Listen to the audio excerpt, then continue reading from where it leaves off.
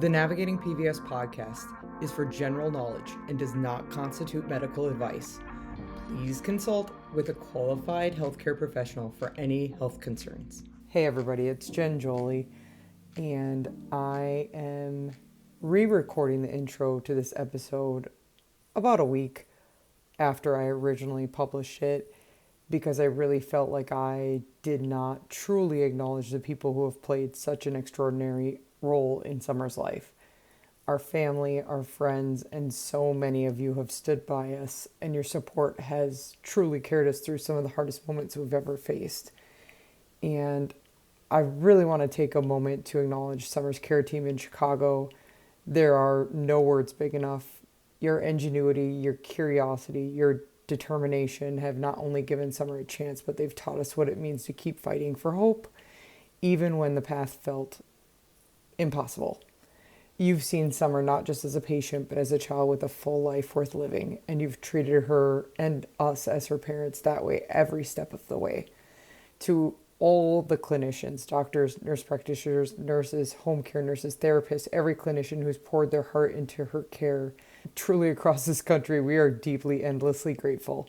This episode, in so many ways, is as much about you all as it is about us. With that gratitude front and center, I'll drop you back into the original episode. Hey everybody, it's Jen Joly. Obviously, as I talk to other PVS parents, I certainly share little snippets of our story and the journey that we've been on over the past 3+ years. But I've been asked to share a little bit more about Summer's story. Before I dive in, I do want to say that Summer's case is extreme. Not all children with PVS experience the same level of severity. Some have maybe just one or two affected veins. Some either don't have or have maybe more manageable pulmonary hypertension or other, certainly other comorbidities. This is a significantly abbreviated version of the past 3 years. I'll take it back a little bit. Fairly normal pregnancy. We did have multiple anatomy scans. I like to joke sometimes that Summer is like a cat, right? Like you don't know how actually sick she is. And so at our very first 20-week anatomy scan, she just kept turning her back on the sonographer as they were trying to investigate the heart. And so that resulted in 2 more anatomy scans. Ultimately, they ruled out any sort of congenital heart defect, and spoiler alert, obviously they were wrong. So when I delivered Summer, she was breech, and given my age, we decided that it would be safest for all parties to deliver via cesarean. What we did not expect was that my water would break at 36 and 5, and so it ended up being what it was essentially an emergency C-section, but fairly safe given that I had not really started contractions. Summer was probably one of the fastest cesareans because every person involved at the hospital that day with scheduled C-sections was already in the hospital, drinking coffee, waiting for the morning to start when we arrived. When they did finally get her out, she did not seem to scream much. So that was our first clue that something wasn't quite right. At 6 days old was when we finally discovered that she had quite a large ventricular septal defect, along with a few smaller ones, as well as an atrial septal defect. She spent maybe 8 days in NICU, and then we were in the step-down unit working on feeding. So Summer, despite knowing that we would probably be looking to have open heart surgery in the fall, given the size of the VSD, she went home drinking bottles, and it was a fairly normal first few weeks at home. A couple months later, her local cardiologist was watching that ghost closely and noticed something he didn't like. And I feel like he said something about the vein, but I could have never imagined that it would be something like pulmonary vein stenosis, right? We were preparing for open heart surgery. She had a hole in her heart. It was a simple surgery. She could be an Olympic athlete if she wanted to once that was fixed, we were told. So I don't think it really hit me how much that moment would completely upend our lives. 3 years ago yesterday, Summer had her first cath. It was a diagnostic cath where they discovered that Summer had pulmonary vein stenosis at the time they said all 4 of her pulmonary vein were affected to varying degrees, but certainly all were affected.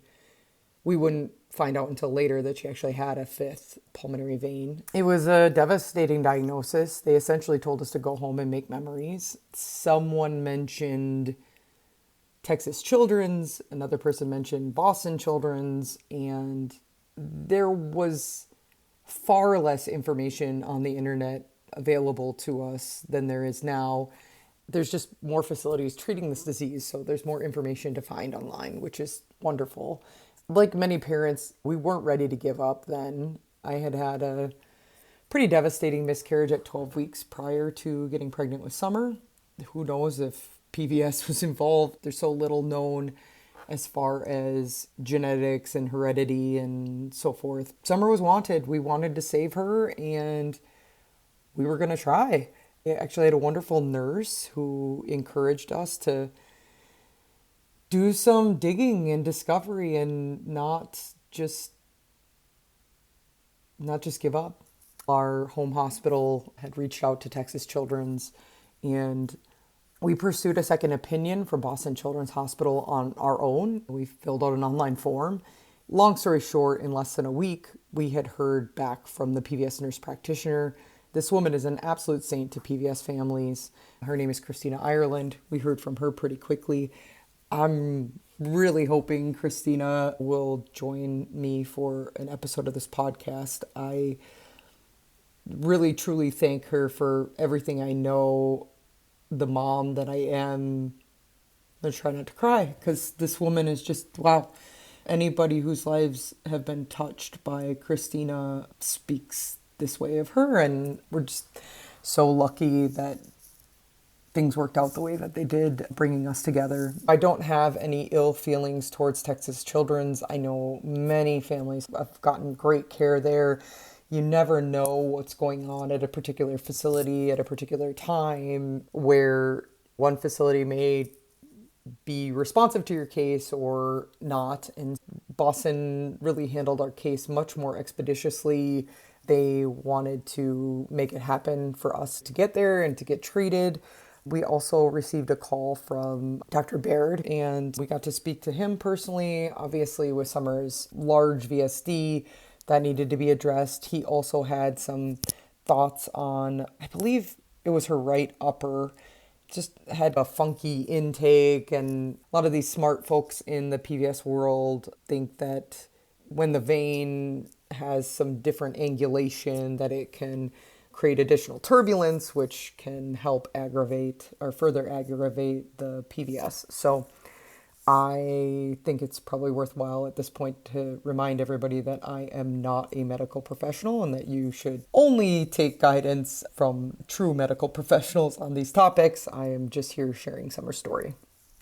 Basically, Christina Ireland and Dr. Baird spoke to us directly and at length, and we were scared and yet very hopeful. And within days, we had a flight booked and we started making arrangements to be in Boston for 3 to 4 weeks. Here's another spoiler alert. We basically lived in Boston off and on for about a year. Summer had very severe PVS and severe pulmonary hypertension wrapped up with it.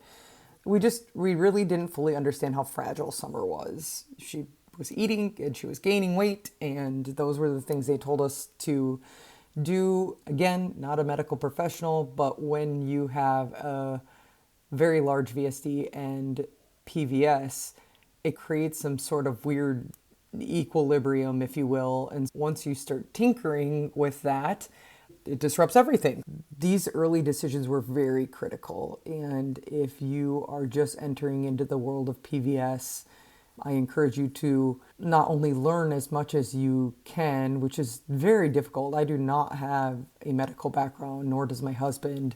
I didn't even really know how the heart and lungs worked before this. But I encourage you to learn as much as you can, and also just trust your gut instincts, because I think that has served us very well throughout Summer's life. She had her very first cath intervention in late August 2022. I call this cath number 1, right? Because the first cath in Minnesota was really diagnostic, and this is her first big cath intervention. I want to say it was like August 26th, and the plan was 6 days later, which was September 1st, she would have open heart surgery with Dr. Baird, right? So this initial cath would kind of try to open things up and get a better look. Then we would go into the open heart surgery. They warned us that the cath could make her quite a bit sicker, and it did, and she had to be on oxygen, and we sat tight until her open heart surgery to repair that large VSD and that funky right upper pulmonary vein.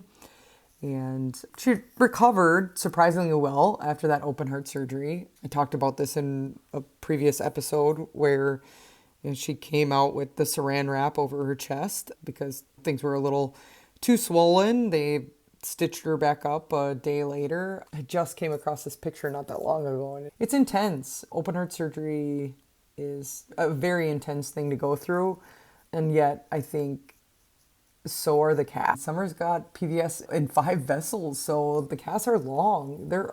Sometimes her caths are almost as long as her open heart surgery was, which is just crazy.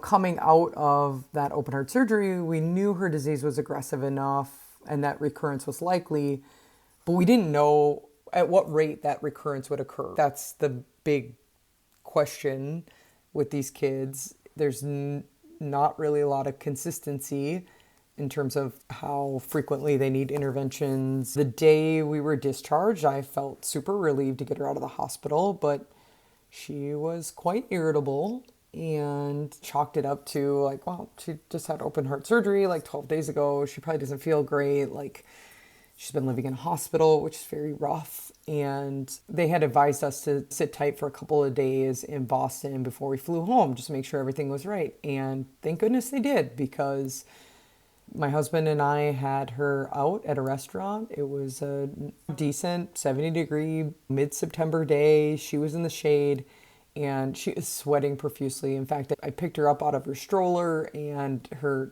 back was just soaking wet. We reached out to Christina, who guided us through the process of going to the ER, or ED, whatever you call it, the emergency department. We hadn't yet had to bring her into the emergency department. We had pretty much navigated this clinically, just going to appointments and scheduled surgeries up until this point. Summer was admitted quickly and put on nitric oxide almost immediately to help improve her oxygenation, which is a little scary, very scary. And she was diagnosed with pulmonary hypertension, which ended up to be a really big blow. I have 2 enemies in this world, PVS and pulmonary hypertension, and for a long time, the pulmonary hypertension was the bigger evil I feel like we faced. Summer went back into cath again pretty quickly, so I think I have a spreadsheet because otherwise I could never keep track of all this. I think it was 3 weeks and 2 days from her previous cath that she was having another cath. So not great. As she recovered now with her first stent placed in the left upper pulmonary vein, we made the decision to go home. That was despite recommendations from quite a few folks, but we hadn't planned to be there that long. This additional cath, everything, it was very traumatic. And of course, I was supposed to be returning from maternity leave. I wanted to get home. I wanted to just take a breath from this chapter, and came up with a kooky plan. We said, okay, we know she's good coming out of cath, right? Her veins are the most healthy they're going to be. How about we fly home and then we'll drive back? I had a friend of mine, she and her husband have a vacation home in Cape Cod. And we thought, well, that'll be close enough. Maybe we could just go sit tight there and have a little family time, and then we'll get her to this cath in Boston in October, and then we'll see how things go and figure out, do we need to stay there longer, blah, blah, blah. So the flight home was fine. We had I think 10 days at home. She was in pretty good shape.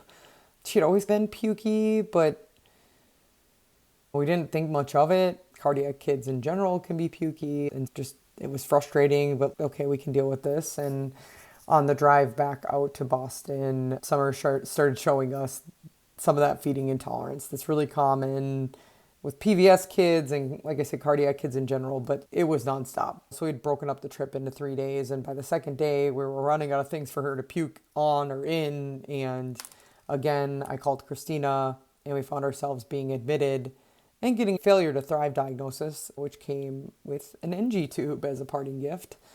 The CAPE was not ideal. After watching someone puke or sneeze out that NG 5 times in less than a week out of the hospital, I said I did not want to leave the hospital until we had a G-tube. And that might seem drastic. I've shared this before, but as I connected with other PVS parents, it just seemed inevitable. It was becoming difficult to watch her throw up constantly, which was robbing her of precious calories that she desperately needed. And it was unrealistic to spend all of our time replacing NG tubes. So we moved forward with the G-tube, which turned out to be a huge help because up until this point, from the time we were discharged initially from the first cath in her open heart surgery until then, we were literally pouring chemo down her throat with Gleevec. So it was just not great. So this was her third cath, right? Coming in outpatient. We left there with a G-tube, and the relief from that cath was pretty short-lived.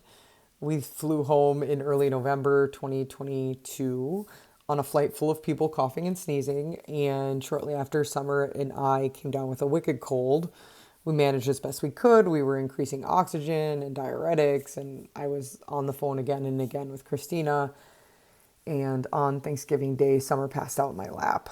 Her oxygen levels were dangerously low. I want to say like 70%, maybe even high 60s. We ended up calling an ambulance to take us to the hospital, and despite requests from us and the Boston team, our home hospital was struggling to navigate getting us on an air ambulance. And it was at this point a case manager told us that we should just move to Boston if we wanted to continue treatment, which was not a solution for us for work and for life. And we don't have any family or friends there, and it just wasn't a solution we wanted to entertain. Looking back, if we had been treated in Chicago at that point, maybe we would have entertained that, but Boston was just, it was too far. We were already feeling that, and we'd only been there twice at this point. Once for the lengthier cath, open heart surgery cath stay, and then the second stay with the cath and the G-tube. And as Summer started to look a little bit better during this local admission, she had parainfluenza 3, which can really affect people with lung issues. But as she started to look better, everyone decided a commercial flight was viable. I will tell you that even with a stable kid, flying with oxygen is challenging. That flight was extremely stressful. About halfway through the flight, we had her up to 3 liters of oxygen, which is the highest that the concentrator that we flew with would go. And her oxygen levels were hovering in the mid to high 80s, which some cardiac patients that would be okay for. That was not the parameters they wanted for Summer. Ultimately, we got into Boston, got to the hospital, and she was pretty quickly admitted, needed albuterol nebs to perk her up, and ultimately the cath went well, and we were able to secure a private non-emergency medical flight home. That is not an easy feat when you are trying to fly between Boston and Minneapolis. If you have a shorter distance, there's usually more non-emergency medical nonprofits available. Talk to your care team. They can help write referrals, but Google can help you find options if you need a non-emergency medical flight. We enjoyed Summer's first Christmas at home, which felt like an absolute miracle at this point. And then Summer had another pulmonary hypertensive crisis just a few days after Christmas, and these crises were terrifying to witness. Summer would struggle to breathe. Sometimes she would grab my neck. I mean, she's an infant, but I think she was really struggling and, trying to figure out how to communicate that in her own way, if you will. This time, I was determined to get an air ambulance back to Boston. I did not want another scary flight, and having been through a second pulmonary hypertensive crisis, I think I just was so panicked that would happen on a mid-air in a flight, and I couldn't imagine that. So I was told at this point there was no way we were going to get an air ambulance. It was New Year's Eve weekend, and we did it. I basically reached out to the customer service line at our insurance company and held an agent hostage, helping enlist her in figuring out how we could get Summer back to Boston. And if you haven't already, as a PVS parent, you are going to experience like true kindness. And I am just blown away about the kindness and generosity of people doing the right thing. And so we flew on an air ambulance to Boston, not only on New Year's Eve weekend, we flew on New Year's Day with an amazing crew. And yeah, Summer had another calf. And in hindsight, I have a ton of regrets about the next move we made, which was to go home again. And we went home. We found ourselves in yet another pulmonary hypertensive crisis, and this time it was really bad. Within 10 minutes of arrival at our home hospital via ambulance, Summer was intubated, and eventually they had to even put her on a fentanyl drip to travel safely by air on yet another air ambulance. So this is air ambulance number 2. And as Summer laid there pretty much lifeless and sedated while we waited for that air ambulance, my husband, Kurt, and I made the decision that she and I would stay in Boston until she was well enough. And that day never really came how we imagined it then. It was at that point we finally had Summer evaluated for a lung transplant. Sadly, she had developed too many antibodies to be a viable candidate. And we were just looking for any way to help her. Her team was wonderful about thinking of solutions and things that might be contributing factors that we could try to address. And so when a sleep study revealed that sleep apnea was at play, a normal amount of central sleep apnea, but for a kiddo like Summer, it was potentially detrimental. And so they suggested, let's try aggressive treatment with an overnight BiPAP. And we immediately said yes.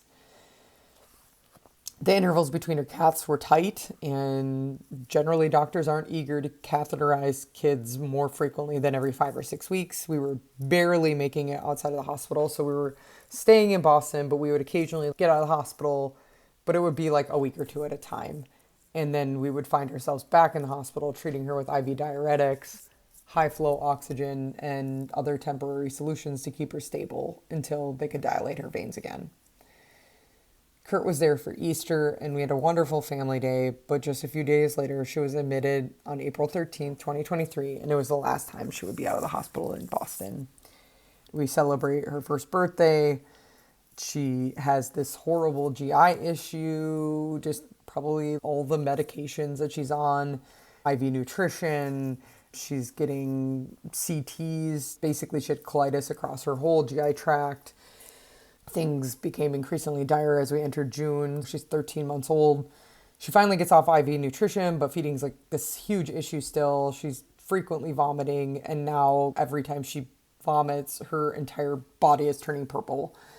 Her pulmonary hypertension reached an all-time high. It was obviously related to her PVS, but her team just felt like it was out of proportion compared to the PVS. Like, we would start to get the PVS tamped down, but the pH wouldn't really be going down. And in another attempt to help, we converted her G-tube into a GJ tube. A GJ allows feeding into both the stomach and the jejunum, which is part of the intestines. It was a tough decision, but it also wasn't. We were starting to question everything at this point, like what kind of life is this for her, for us? Our team suggested we now have her evaluated for heart-lung transplant. She still wasn't a candidate because of the antibodies. We spent a lot of time talking to palliative care, which I would really encourage every PVS family to do, because I think they really helped us sort out what does quality of life mean for Summer. I want to cover the difference between palliative and hospice, which is that palliative care is focused on quality of life and hospice care is focused on end of life. And at this point, we honestly didn't know which we were going to need for Summer. Is this the end for her, or was it fair to question continued treatment? We met some families who are also inpatient, and they were struggling with the same things, and seeing their kiddos' struggles also helped us to make a decision that was extremely hard. Alongside our team, we chose to move Summer's care to Lurie Children's Hospital in Chicago. It was a very difficult decision, but we were just burning out. My husband was struggling to make the journey back and forth, and he wasn't getting very much time with Summer. It was impacting all of our quality of life, and we were scared. But at the end of the day, she wasn't thriving in the current situation. So we ultimately got an air ambulance transfer between Boston and Chicago. And I remember just ugly crying, thinking, what have I done? We're making a choice for my husband and I, not for her. But, I think that's the first time I realized that you do have to care about your needs as parents in the equation. And so I was excited to make the transfer. I was very familiar with Chicago, having visited and had some clients there over the years, and it just felt more like home, if that's possible, even though it's still 400 miles from home. And it was a place that my husband could drive down for the weekend and not have to kill himself cramming a month's worth of work into 3 weeks and then spending 10 days with us where he was just dead tired. So that normalcy really helped us, and ultimately Summer started to turn around. She probably could have had the same turnaround in Boston, but I do think my husband and I gaining control of our lives to a certain extent helped her. And she had her very first cath there, late August 2023. That was her 12th cath intervention. And either right before or right after that, Summer had her last, I'm literally going to knock on wood right now, she had her last pulmonary hypertensive crisis. And it was right in front of her new cardiologist. Once the crisis had settled and she was fine, I recognized that it was really good that she did that. And she showed what she was capable of. And everybody now knew not to trust her. And the palliative team at Lurie picked up right where Boston left off, and they helped us explore what Summer's life might look like in either the palliative or hospice scenario as we awaited what we thought would be kind of the last planned cath of this long admission that had taken us between Boston and Chicago. And on October 2nd, 2023, we finally went home after essentially 14 months of life in Boston and Chicago. Now, it wasn't easy, right? My life revolved around finding new providers and scheduling appointments and figuring out how to manage everything, like getting home care supplies and keeping up with medication, something that her frequent admissions really had never required me to do. And we had a pretty short turnaround. We took a little bit of extra time to recover her from this one, and then they wanted to see her pretty quickly afterwards. That cath interval was still, I think, just over 5 weeks. So in November, she had her 14th cath intervention. Let's see. Yeah. So she had the last cath was her 13th, and then she had her 14th cath when we returned. We drove down this time. It was challenging in a different way, but like packing up the car and not having to deal with oxygen on flight, like there was a lot of positives, and she recovered well. We went back again in December. We went back again in February. She continued to make progress. She has more time between each procedure. In March and April, she managed through bacterial pneumonia and influenza A back to back separately. She was really only in for observation for a couple of days with each episode at our home hospital. Last June, she had her 18th cath. The recovery was good. She was getting stronger. We had some good family time in Chicago outside the hospital. We navigated losing our health insurance that we had through Cobra. Insurance is very challenging, but we have been blessed to have Katie Beckett Medicaid to support Summer given her diagnoses. So we do still carry primary and secondary insurance, and we've been able to navigate continuing care at Lurie, which hasn't been easy and a little bit scary, but we've been very well supported by our private insurance. Over the rest of 2024, we saw great developmental progress. Summer got off BiPAP in January, which was amazing. Her lungs are certainly the healthiest they've ever been. And about a month ago, in June of 2025, at just over 3 years old, Summer started walking. And this kid is non-stop walking. It's amazing. Her cath in April went well. Unfortunately, they found an AV fistula, which is essentially your artery and vein kind of grow together and basically short circuits and kind of pools up some blood. So Long story short, Summer had a procedure done last month to correct that. Thankfully, it was able to be corrected in the cath lab. She's done very well since then. There's a lot to unpack. And as I reflect on everything we've been through, trust your gut and take care of yourself. Lots of hospitals offer things like Reiki and massages and mental health for caregivers. Those programs exist to help you, and I really encourage you to take advantage of them. I couldn't share this story without acknowledging our families have really supported us. Our friends have supported us. Many amazing clinicians supported us along the way. Doctors, nurse practitioners, nurses, home care nurses. We're very grateful.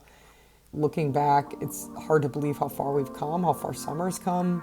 And there were so many times I couldn't imagine what the other side would look like. I hope that every kid can survive PVS, even if it's as aggressive as Summer's, even if there's other diseases, other genetic conditions, other things at play. These kids deserve to have a shot at living life and thriving. And I hope Summer's story helps illustrate that for everyone. Thanks for listening.